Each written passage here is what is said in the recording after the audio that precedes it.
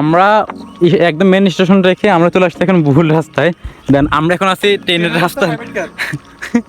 আমরা এখন এই যে এখানে কি আটকে গেছি, তারপর এই আঙ্কেলা বলতেছে যে আমরা ভুল রাস্তা আসছি, আমাদের স্টেশনটা আমরা সামনে ফেলে আসছি ওই যে ওইদিকেই, মানে বেশি না 1 কিলো হবে, 1 কিলো ওইখানে। তো যেহেতু ভাবলাম যেহেতু আসছি তাহলে কিছু ফটোশ্যুট করে নিই, দেন কিছু পিক অ্যান্ড ভিডিও করে শেষ। এখন আমাদের টাইম হয়ে গেছে, চলে যেতে হবে। আমরা এটা শেষ করার পর আমরা আবার অন্যান্য জায়গায় যাবো। আসসালামু আলাইকুম, it's Bharat Chowdhury, welcome to another video Facebook channel. সকালবেলা নাস্তা খাওয়া থেকে শুরু করতেছি, দেন আমরা একটা রোশন বাই রেস্টুরেন্টে। পার্ট 1 শেষ, আজকে এখান থেকে পার্ট শুরু করতেছি। আমরা প্রথমত ভুল করে ক্লাস চলে গেছি ট্রেনের রাস্তায়, দেন ওখান থেকে আমরা চলে আসছি এখন শুটিং আছে। তারপর একটা হোটেল দেখলাম, দেন ওখান থেকে আমরা নাস্তা খেয়ে বেরোয় যাবো। তো গাইজ, অনেকে হয়তো বলবেন যে ঈদ গেছে প্রায় 1 মাস হয়ে যাচ্ছে, ভিডিও কেন এখন আপলোড দিচ্ছি।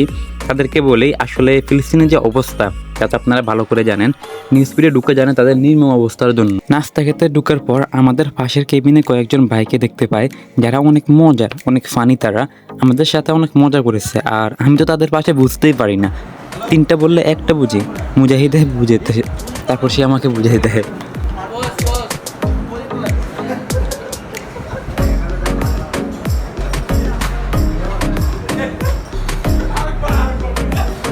ওনাদের দেখে আমাদের ছোটোবেলার কথা মনে পড়ে গেছে।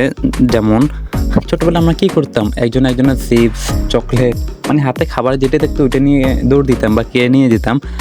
ওনারাও ঠিক এমনটাই করছে। ইভেন একজন তোর নিম্নি আমাদের চেয়ারে চলে আসছিল। অলরেডি আমরা গাড়িতে উঠে গেছি, হচ্ছে সীতাকুণ্ড শহর। হ্যাঁ বাইগান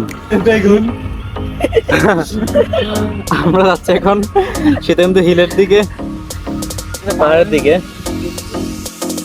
বাংলাদেশের দক্ষিণ পূর্বাঞ্চলের চট্টগ্রাম জেলার সীতাকুণ্ড উপজেলায় অবস্থিত একটি বিস্ময়কর পাহাড়ের নাম চন্দ্রনাথ পাহাড়।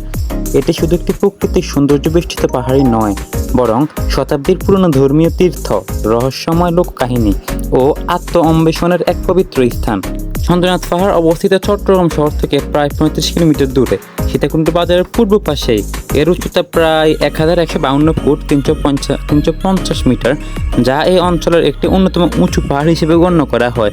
পাহাড়টি বাংলাদেশের ভৌগোলিক ও জীবচিত্রময় অঞ্চলগুলোর একটি, যা এখনো বহুলাংশে অবারিত ও প্রকৃতি বৈচিত্র্যের পরিপূর্ণ। দেখার মতো। ওকে গাইস, আমরা চলে আসছি অলরেডি। আমরা ওইখান থেকে বাস নিচ্ছি, আমাদের গাড়ি রাখছে একদম সামনে। আমরা এখান থেকে বাস নিয়ে আমরা এখন উপরের দিকে বিসমিল্লাহ বলে হাঁটা শুরু করছি। দেন হচ্ছে আমাদের টিম মেম্বাররা, হচ্ছে আমাদের কাঞ্চন ভাইয়া, দেন ছোট ভাই হচ্ছে যে শার্ট পরতেছে, আর আমি ক্যামেরা নিয়ে হাঁটতেছি। তো চলের উপরে যাওয়া যাক। আমার ফোনে চার্জ নাই, আমার ফোন আমার হাতে। ভাইয়ার হ্যাঁ গাড়ি ঠিক আছে।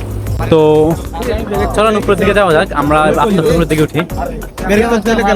পুরোটা ভিডিও করা সম্ভব না, তো আমরা লং টাইম একটু করে আমরা উপরের দিকে উঠি, দেন প্রতি স্টেপ একটা ভিডিও করবো। চলেন।